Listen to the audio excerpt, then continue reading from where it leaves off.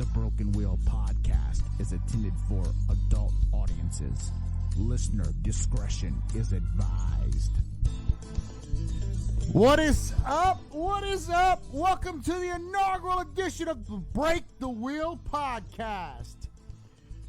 And let me tell you, ladies and gentlemen, this is not the normal coon-ass podcast if you've watched me over the years. This is different. I'm doing this for a reason. We're going to get into this in this podcast. But we're about to talk about some very interesting things, going on in the world right now. Ladies and gentlemen, thank you for joining me for this inaugural edition of Break the Wheel podcast. I'm your host, Brandon Lopez, and we are going to be talking about why this country is broken. It is. It's broken. I've sat in the last few months watching this election, watching the rhetoric, watching this country's fears about COVID and all these other things going on. And I've watched America lose its backbone. I've watched America become a bunch of pussies. Pussies! America used to be the guy with the big cojones on the block that would stand up for everything that was right. I don't know what happened to America. Now, you might think with this rhetoric I'm speaking that I'm going to be this one-sided type of alt-right talk show. Well, guess what? Wrong. You think I'm going to be this left-wing conspiracy guy or right-wing conspiracy guy? Wrong. I'm going to talk about truth. I'm going to talk about why this country has the issues that it has today. I'm going to speak about the tough subjects. I'm going to talk about things that we need to talk about, not just sit here and point the finger. This side is right, this side is wrong. So, ladies and gentlemen, I'm going to say this before we get started. And if you don't like this rhetoric, what I'm about to say, you might as well turn the channel, because this is what you're going to hear. Fuck Trump. Fuck Biden, fuck the Republicans, and fuck the Democrats, because that's the problem in this country. That's why we need to break the wheel. It's very simple. Very simple. Right now, we have an election that's, I guess, not even finished yet, to be honest with you, because they're still counting votes, and yet you have the media declaring one of the candidates the winner. Now, my candidate didn't have a chance. Joe Jurgensen, Libertarian Party, shouldn't have a chance. Of course not, because the two cult parties make sure that other candidates do not get any coverage. There's a lot of money with these Democrats and Republicans, ladies and gentlemen. They're to control us. The wheel is the same shit. Separate the country to control them. Don't let them come together to change what needs to be changed. That's what's going on. We're going to go over some of this stuff today. This inaugural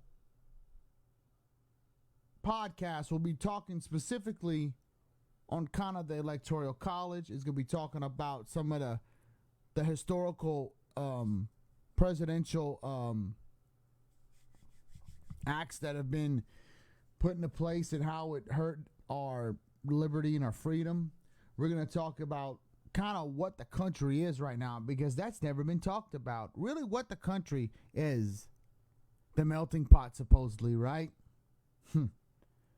Such a melting pot that you have two cult parties that pull each other apart, pull the populace apart to start pointing the finger at each other, that the other part's the problem. Because in this country, you either give in or you concede. You can't have a free thinking mind. You can't think on your own and decide that, hey, this party has a couple things that I like, but maybe this party has this I like. And maybe I don't like the whole platform. No, you can't do that in America. You either have to vote for the Republicans or the Democrats. You either got to be a socialist or you gotta be someone who's about capitalism with no fucking boundaries. That's what it is. That's what it is. Newsflash, ladies and gentlemen, about 70 to 80% of America is pretty much in the middle. They want to live their lives, and I've said this many times on my other podcasts, and I'm going to say it here. Many people want to live their fucking lives, go to work, go to church if they worship, visit their families, live their lives, go to the doctor. They want to live a normal life, a fulfilling life. That's what they want. Nothing else, nothing more. Okay? They don't have ambitions of being the president or controlling you or controlling anyone else. They only have ambitions to take care of their families, work as hard as they can, live their lives, and die. That's what they want.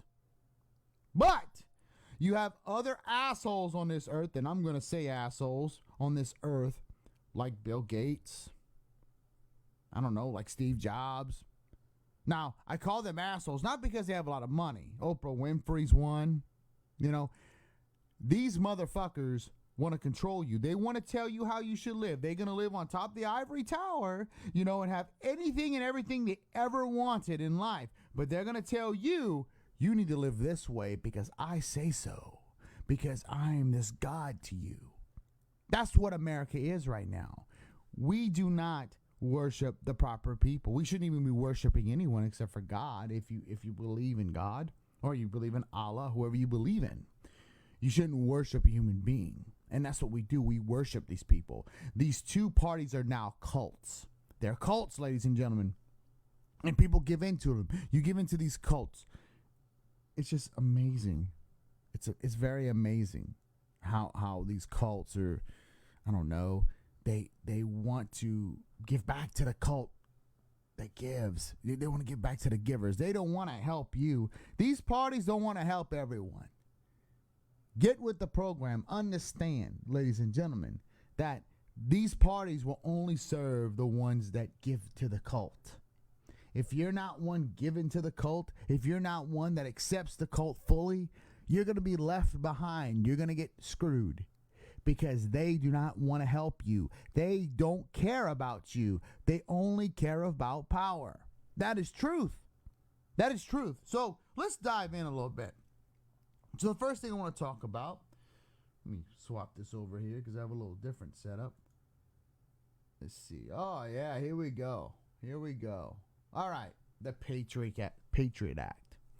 Oh, I love the Patriot Act. This thing here, this thing took so much power from the people and gave it the president.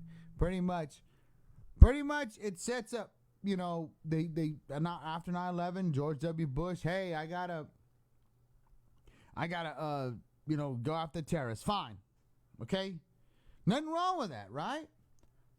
But let's start a little bit about President Clinton. The Anti-Terrorism and Effective Death Penalty Act of 96 makes it easier for law enforcement to identify and prosecute domestic and international terrorists. Now, what would you say? What does that mean? It didn't go far enough for President Clinton. He asked Congress to give law enforcement expanded wiretap authority and increased access to personal records in terrorism cases, among other things. Congress refused because mainly felt loosening surveillance and record rules was unconstitutional. So Congress checked him. Congress checked Clinton and said no. But guess what happens? 9/11 and all bets were off. Go ahead and take liberty from you. Fine. So we're all, you know, if you were alive during 9/11 and you were an adult, you kind of read up on this. You probably didn't. Actually, most of you probably don't know what's in this damn thing.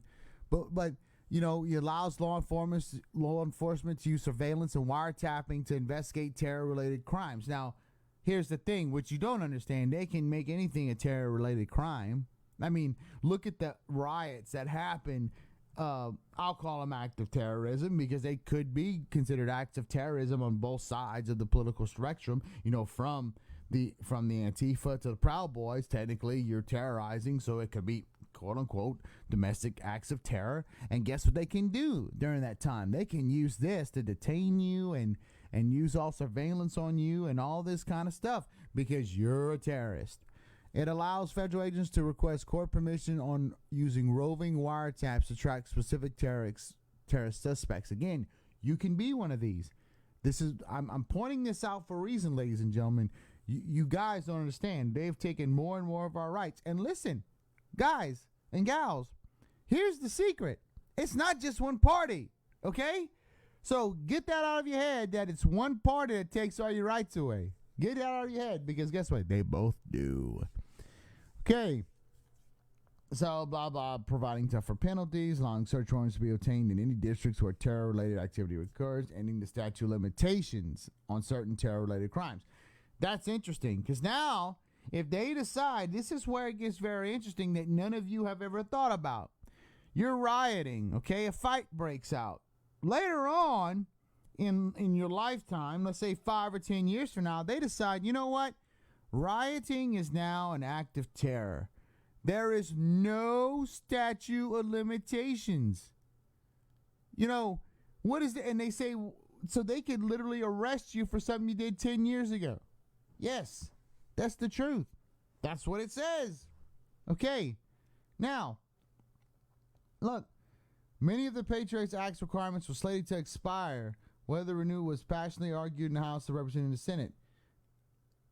Look, despite continued civil liberties and privacy concerns, Bush Jr., dickhead, signed the USA Patriot Terrorism Reauthorization Act in March 9th, 2006. Ho ho. And guess what? That was it. So look, this is where, look, the privacy debate. Okay? Despite the supposed noble intentions behind the act, the law is still hotly debated. Civil rights groups have claimed it violates American citizens' constitutional rights and allows the government to spy on them without due process, search their homes without consent, and increase the risk of ordinary citizens being accused of crimes without just cause. Also, with this act that they're not talking about, you can be detained indefinitely with this act. Indefinitely, ladies and gentlemen. Kind of fucked up if you ask me, but it is what it is. So, I'm starting this conversation to show you, ladies and gentlemen, that both sides are corrupt. Don't think for a second your side is not corrupted. Don't even think about it. Your side's corrupted. Put that in your head. Every politician is corrupted, okay? The Democrats and the Republicans, okay? Don't even think for a second you're safe with either party. You're not. They both want the same thing. They both want control. They both want to control you to oblivion to where they take everything from you and you're just a slave to them. That's what they want. I don't care what they tell you. If you look at history and look at the laws they have passed, it all is about control. Okay, so now do you have that in your head? Let's talk about what's going on right now. So, can the Electoral College be subverted by faithless electors? Now, the reason why I brought this up is this is what's going on, ladies and gentlemen. Regardless of even the new reports that just came out about a couple hours ago, there's still technically not a winner in the presidential race because contrary to popular belief, the Electoral College elects the president, not the popular vote. And that needs to stay that way, by the way. If we ever go to a popular vote, then you're going to have big cities, and we're going to get into this in a little while, how the system's a little broken and what may need to happen. But here it is. So here's what can happen in a nutshell. And I just want to, you might want to pull this up. This is on brookings.edu. Pretty much talks about how they could have, give you an example. In Pennsylvania, you have a Democratic governor and a Republican House of Representatives and Senate. And each side can actually bring their own electors and dispute the Electoral College. This could actually happen, okay, because the votes are still in play. So what'll happen, ladies and gentlemen? Well, this is what'll happen.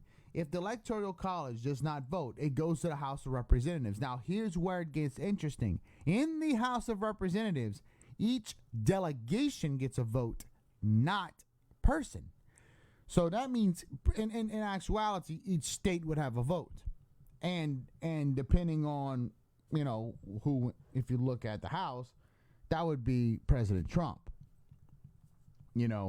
So this is very, very scary. We're in very shaky ground right now because this could cause some shit. Okay? Just had something pop up on my live feed here that SCOTUS, that's the Supreme Court of the United States, has declared that the ballots in Pennsylvania that was given after the fact when the polls closed are non-valid, or they're supposed to be separated. So there's some shit going on, okay? Now, again, both sides are crap, but on my last podcast, on the Poonass podcast, I stated, I went to an article and I stated this ain't gonna be good, and I was right. And I'm gonna get to what's going on in a second about why this election is very important. It's important for another reason that people are not realizing, and we will get to that. The point is that this could be a very interesting election. We can have faithless electors. And this happened before.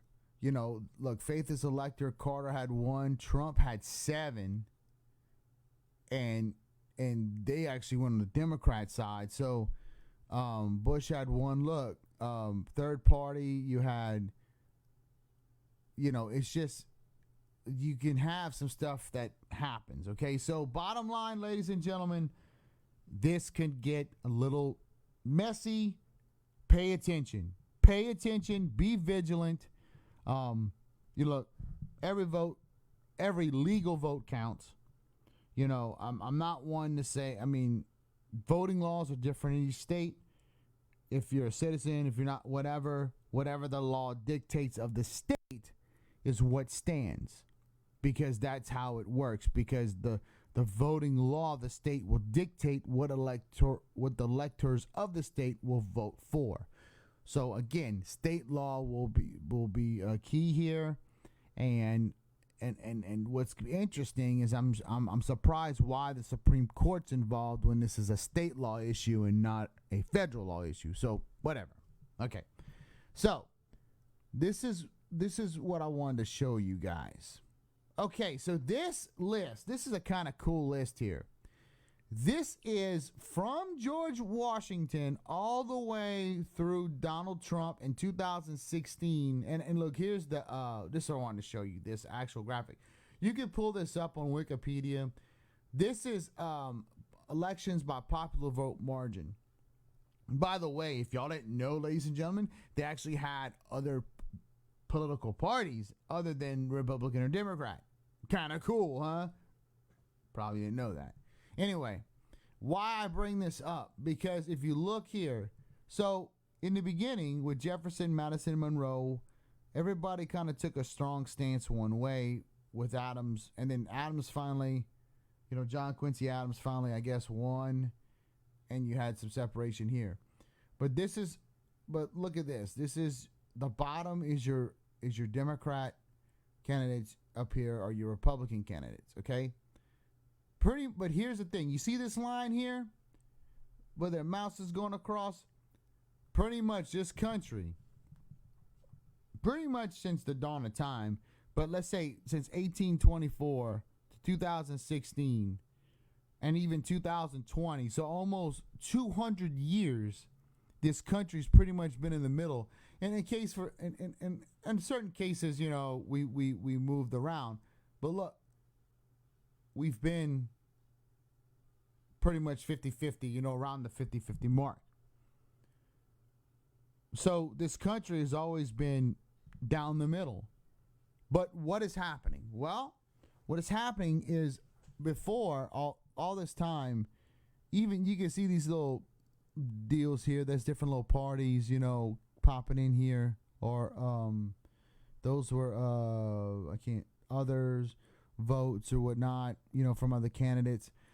Here's the thing, though: the parties were close to center with just a little bit of nudge here and a little bit of nudge there. So for a long time, the presidency or the elections didn't, even though you'd vote for your person, there wasn't a lot of anxiety. Maybe a couple times, probably around the Lincoln time and whatnot with the Civil War, all that good stuff. Oh, excuse me. But the point of the matter is that you didn't have the anxiety that you have now. And I will tell you, as a person who's been on this earth for about over 40 years, my first, let's see, I think I was 20. Let me look here. 2000 was the first time I was able to vote for the president, George W. Bush. That was the first against Al Gore. And then it's kind of fitting because it was screwed up as this, the famous of Chad, the floating Chads, the paper wasn't punched all the way in Florida, all this kind of garbage. It kind of had the same thing, but in a couple of days they found out, and it was kind of like this. So that was the first time I was able to actually vote for president in 2000. I was 21 years old. Now, the point I'm getting across here, ladies and gentlemen, is that now these parties are starting to go far right and far left, okay? Look, it's hard for me to believe. It's really hard for me to believe that 80%, even 70% of the country is far left or right. I'm sorry. It's hard. It's very hard for me to believe that. I think that most of us are here, okay? And I'll give you some examples, like the problem with the parties. Let's go with abortion. Now, and look, I'm not saying I'm for this. I'm just giving an example. Abortion is a very hot topic. On the Democrat side, you have some Democrats that are like, okay, except for in the sense of the health of the mother, some of them are all the way, okay? Whatever the case may be. But you're forced to accept the whole, like, the extreme case. You're forced to accept it. You can't just say, the days of saying, okay, you know what, I'm just for this and that's it, is over. You are forced now from these parties, either it's all or nothing, okay? All or nothing. I'm going to be honest with you. Donald Trump. I think if Donald Trump would have shut his mouth on Twitter and just did his job, he'd be the president. It would have been a landslide. But no, run your fucking mouth. Run your fucking mouth. You know what, ladies and gentlemen? Some people don't like that. I don't. I mean, come on, you're the president. Look, you might not agree with Barack Obama, but I'll tell you this. The way he carried himself as a president, George W. Bush, Ronald Reagan, Bill Clinton, as when it comes to talking about things and not getting into shit on Twitter. Now, I didn't have Twitter back then, but even so, the point is, ladies and gentlemen, is that these guys they weren't in the press. They did their job. They were the leader of the free world. And guess what? This guy, Twitter, everything, talking about this and that. You know what? LeBron James. Who fucking cares about LeBron James? You're the president. Your job is to worry about the country and worry about what's going on politically with other countries. Your job is not to worry about fucking LeBron James. Who cares about LeBron James, okay? Who cares about all these other celebrities? That's why President Trump lost, in my opinion. Maybe these people, maybe these politicians need just to shut the fuck up and do their job. Because that's what they get elected for. And here's the other thing about these people. Now, whoever wins the presidency is the president of everyone. This is the second part I'm going to get into about why I showed you this little line here. Because I want to say, since George W. Bush wasn't as bad, but since pretty much Barack Obama and now Trump, and now if it's Trump or Biden, these parties only take care of the members of the cult. They have become cults, ladies and gentlemen. These are cults. Don't care. You can say what you want. these political parties are cults. And they only take care of their own. They don't take care of everyone else. If you are elected to any political position, you represent everyone that's in that district, country, state, whatever. You represent everyone, not just your little pundits that follow you. So in my my opinion, you need to start acting as such. Okay? Instead of, and that's the problem in this country. You can't, because you have to worship the party, and if you don't worship the party, then fuck you. You know, when is the last time there was a party for everyone, huh? That actually, or some political candidate that did something for everyone. I'll tell you who it is. His name was John F. Kennedy. What happened to him, huh? There was another one, Ronald Reagan. What happened to him, huh? Just saying. Lincoln. You know, kind of shows you right there, ladies and gentlemen, how polarized people are. Now, I wanted to show you this too. This is population by country, and I wanted to show you something, ladies and gentlemen. We're third. We got about 331 million people, but this is where I wanted to show you this number here, the migrants. Every year we got 1 million people coming into our country. Everywhere else, if you look, there's not anywhere else in the world except for maybe Germany that come in, and maybe the United Kingdom at 260, but we have almost 1 million people per year that come into our country, okay? Our birth rate, by the way, fertility rate is below 2. Why is that important? And that means our population is decreasing.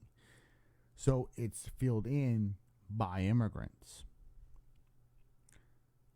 Got a lot of culture coming into our country. We're going to get to that in a second, the culture. Culture is important, ladies and gentlemen. This is the reason why I bring this up. These parties want to take culture away from us and try to impose their culture into areas of the country that really are not going to go for it. Culture is important for people. It establishes community. It establishes morals. It establishes a lot of things in life that keeps a country going. Now, the founding fathers, in my opinion, they wanted this country to be more like city-states, not the federal. The federal government got way too much power. Let's be honest. Federal government has way too much power. This is why it is the way it is in this country. These states can't even wipe their ass without the federal government wanting to put their hand in it. The states need to have more power than what they have, so they can check the federal government. Because what's good for California, it's not good for Louisiana. What's good for Louisiana is not good for New York. What's good for New York is not good for Wisconsin. What's good, and so on and so forth, okay? Because they have local economies, they have local cultures, they have local climate, they have all these things that determine what goes on in that area. And you can't govern from fucking thousands of miles away because you want your fucking plan in place and not what the people over there want. And that's what's the problem in this country. This country was supposed to be city-states to where the states would govern their own and then maybe go to major shit with the, with the federal government. That didn't happen. Didn't happen, ladies and gentlemen. Not happening, didn't happen. Not good. Right? So I just want to show you that we have a lot of different cultures coming into our country. A lot. My question is this. These people that come in, are they getting the right to vote right away? Are they becoming citizens? We don't know. That needs to be asked. We need to be clear on who votes in this country. We need to be clear. We're going to let anybody come in and vote, or they need to be citizens. Okay? Personally, I think they need to be citizens. At least go through it to become a citizen. You can't, sorry. Because in other countries, that's the same way. Just wanted to show you guys that. Very interesting situation coming here. Now, all right. So, let me show you this map, ladies and gentlemen. This map here is okay, so this map, you see it switching from the actual count in America to these dots. Now, what that does is showing population centers. Okay, this shows you where the votes are actually in this United States. You know, you can see all these red counties, but if you don't see where the voting centers are, then you don't really understand where people live. Now, this is where it gets very interesting. Now, I'm gonna let this thing kind of run. I'm gonna run my mouse. This is L.A.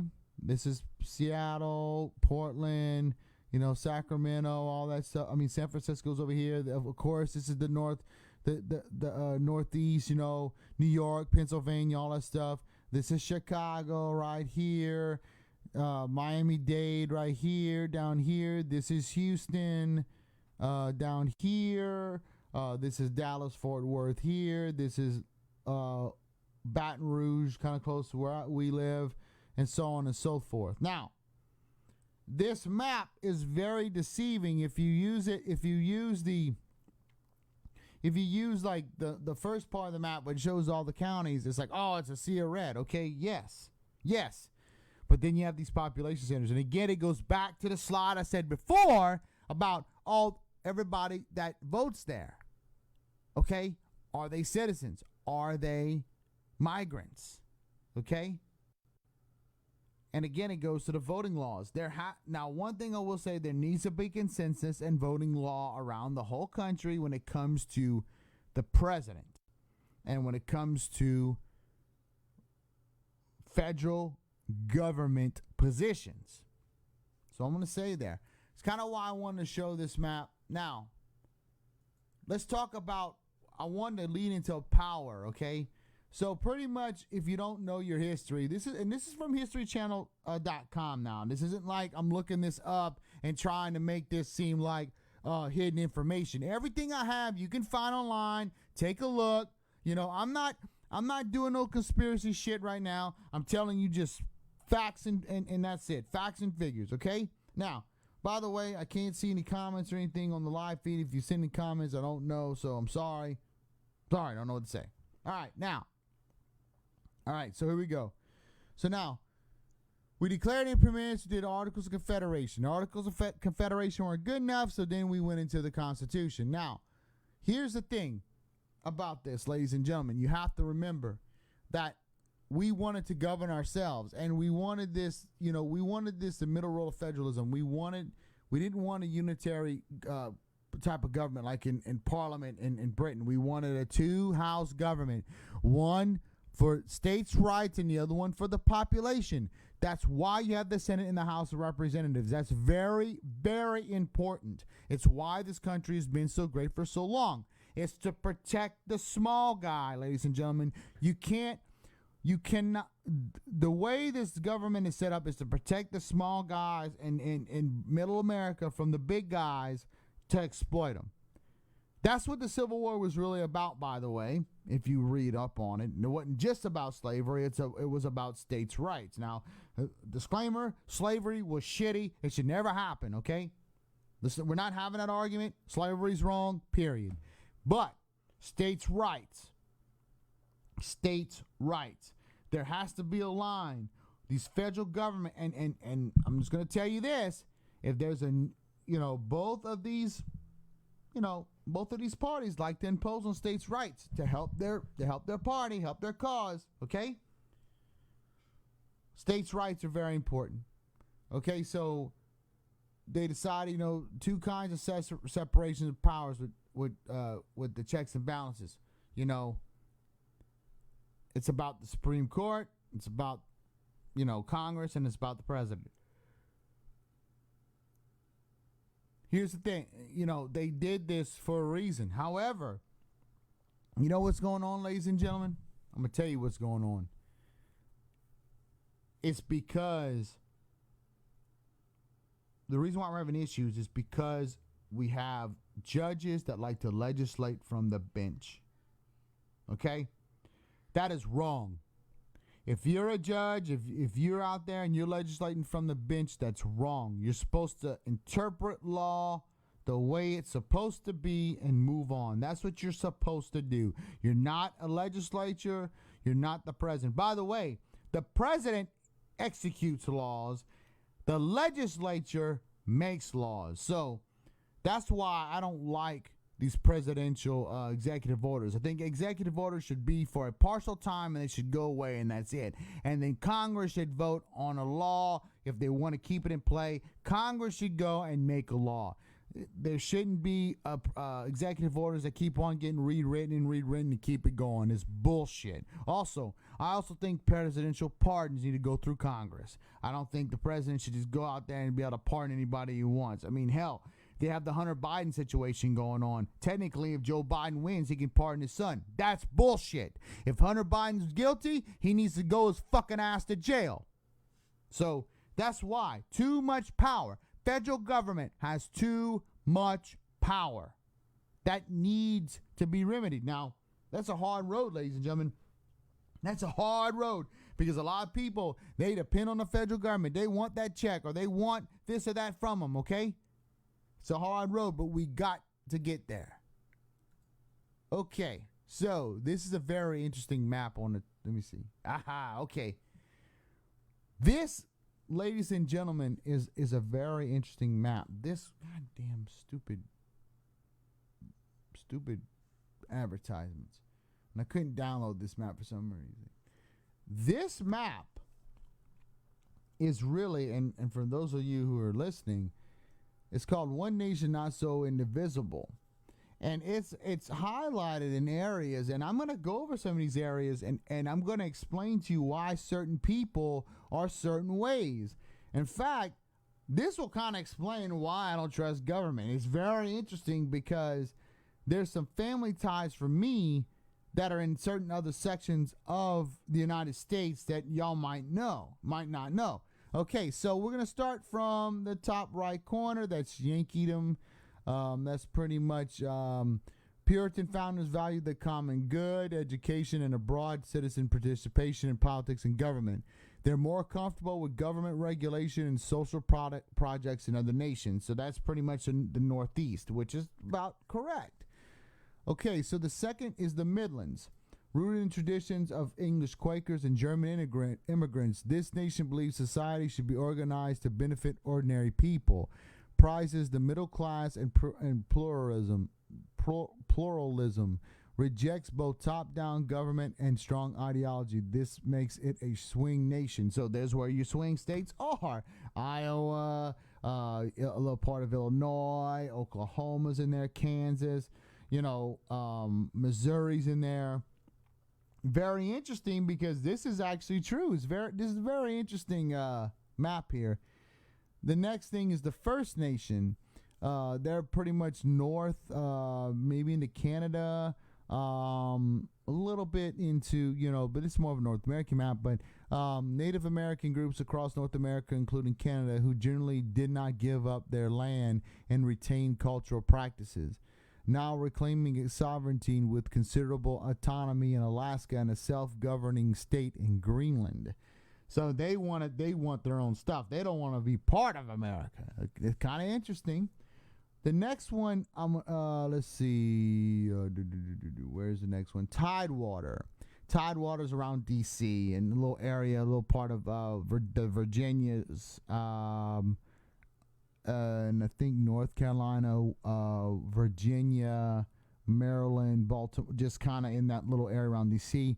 Built by the younger sons of Southern English gentry, it values authority and tradition more than equality or public participation in politics. In the 18th century, it was the most powerful of American nations, but today it is in decline. That's pretty much the federal government. Like I said, very interesting group. Okay, the next one is New Netherlands. This is established by the Dutch as a global commercial culture, materialistic with a profound tolerance for ethnic and religious diversity, a center of publishing, trade, and finance, a magnet for immigrants, defends public institutions. This is pretty much New York. Okay. The next one, Greater Appalachia. Now, Greater Appalachia goes pretty much. This is Greater Appalachia right here, guys. This is the one I want y'all to listen to. Very much so. Greater Appalachia, Very interesting. This I have ties to this one because I have some great grandparents that are from North Carolina, and okay. Founders came from war-ravaged Ireland, England, and Scottish lowlands, bringing a culture forged by near-consistent danger and upheaval. Values individual liberty and is suspicious of aristocrats and social engineers. That is me, that is me 100%. I guess that Irish in me from my great-grandfather and my grandmother, that is me 100%, ladies and gentlemen. 100% Greater Appalachia, that's me in a nutshell. That's what I think, to the T. Then you have El Norte. El Norte is pretty much the oldest, most culturally distinct nation, rooted in the Spanish-American Empire, values independence, self-sufficiency, and hard work. Mexico. Then we have the far west. I lived in Wyoming. The far west, high, remote, and dry nation shaped more by environment than ethnicity, became habitable through railroads, mining, dams, and irrigation. Residents have felt exploited by outside forces, leaving them resentful and distrustful of corporations and lately the federal government. So there's a theme here. There's a lot of people that are not trusting the federal government anymore, and rightfully so. The federal government takes, ask any Indian descendant, they took all their land and shit because they wanted something better, for everyone else. Whatever. Then you have the left coast. A hybrid of Yankee utopianism and Appalachian exploration and self-expression wedged between the Pacific Ocean and the mountain ranges. Values shared more with Yankeedom than with Western state neighbors. So again, and if you look, ladies and gentlemen, if you pull up the Electoral College map, you'll see blue here, and then maybe in these areas here, blue here, and then let me go back in the deep south in New France. Deep South, developed from a West Indies-style caste system with democracy for a privileged few and slavery for many, continues to fight against expanded federal powers, taxes on wealth, and environmental labor and consumer regulations. The South is taxed like crazy, with oil field and all that stuff. And then you have New France.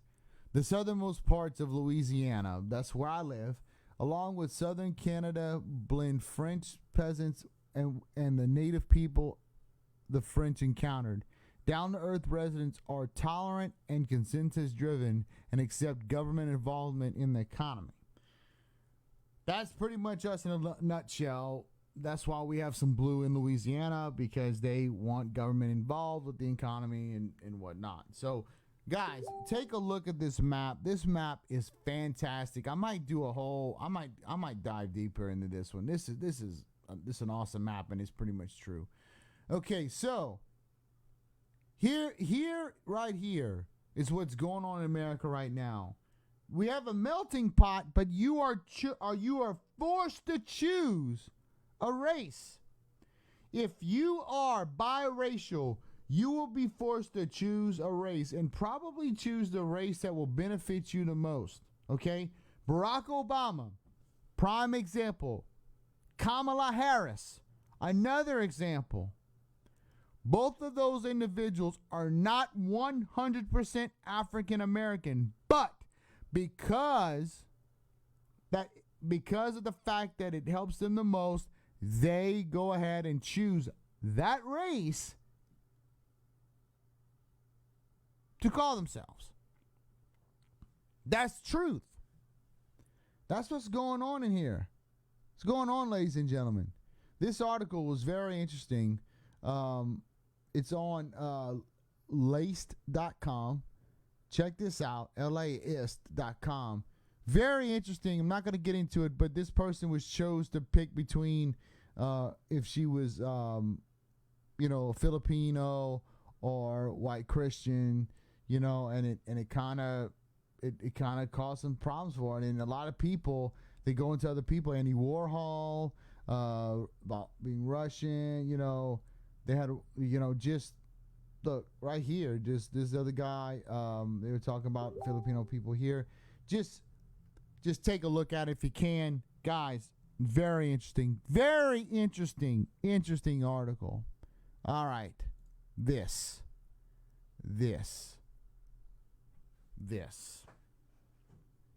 main issue at hand. Why the wheel needs to be broken right here. This was a very interesting article written by Miranda Jackson Newman this year, and they're right there. Look right here. America's political binary forces voters to either conform or concede. That is truth right there, ladies and gentlemen. This system. You can't be a free thinker. You have to be part of the system. You have to be part of the cult. If you're not part of the cult, then you're a problem. That's how these people see you. They see you as numbers. They don't see you as a person. They don't give a shit about you. You think Joe Biden, Kamala Harris care about you, or fucking Trump and Pence? No, they want votes. They want power. They're not here to help you. They're not here to help me. If they were helping us, we wouldn't have these problems that are going on in the country, like shutdowns of COVID and all this other bullshit. COVID would be gone by now. But no. Here we go. No. Guys, you have to make a stand about free thought. You have to make a stand, ladies and gentlemen. You cannot just sit here and take it. You cannot sit here and allow this government to force you into conforming or conceding. Don't do it. Be a free thinker. If you like one thing about one party and don't like anything about something about the other, fine. That's okay. There's nothing wrong with that. That doesn't mean you're weird. It doesn't mean you're crazy. It means you're a natural human being that has been brought up by their environment and has realized that, hey, I can think for myself and this is what I fucking believe. There's nothing wrong with that. Nothing. Doesn't matter. There's nothing wrong with that. Ladies and gentlemen, it's going to come a time where you have to make a decision. You have to decide. You have to make the decision and decide what you're going to do. It's only a matter of time, ladies and gentlemen. Only a matter of time. Because this is going to get worse. This election is not over. And I guarantee you, it's going to get bad.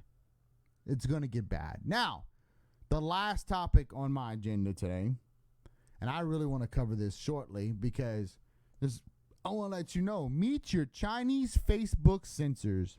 You know, I'm getting fucking tired of Facebook with these fact checkers and these censors and these motherfuckers from other countries telling me what I can say in my own fucking country.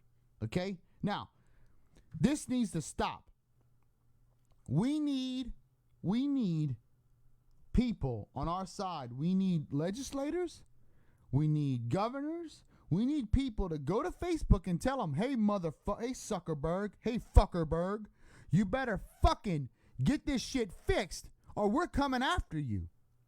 Okay? If you're gonna have a platform, you need to decide if you're a publisher or are you a content provider. If you're a publisher, then fine, you can censor all you want and whatever and pay. But if you're a content provider, guess what? You can't do fucking shit because it's freedom of speech, motherfucker. And that's what needs to happen. Fuckerberg needs to go down. Somebody needs to go. They're a publicly traded company. Facebook needs to fucking go against Congress and tell them, listen, you need to conform to the Constitution and let the people who are members of Facebook in our country have freedom of speech. Now, if you want to start censoring because other countries don't like freedom of speech, they're fucking crazy, you know, they want to, that's fine. Censor them in their own country, but not in ours. Okay? That's how it is. The internet is in our country. The lines are in our country. Your company's in our country. You need to conform to our country. That's how it goes. Fuckerberg. And that's how it is. So, but ladies and gentlemen, I want to thank y'all for coming to the inaugural podcast of The Broken Wheel, Break the Wheel. Thank you, and good night!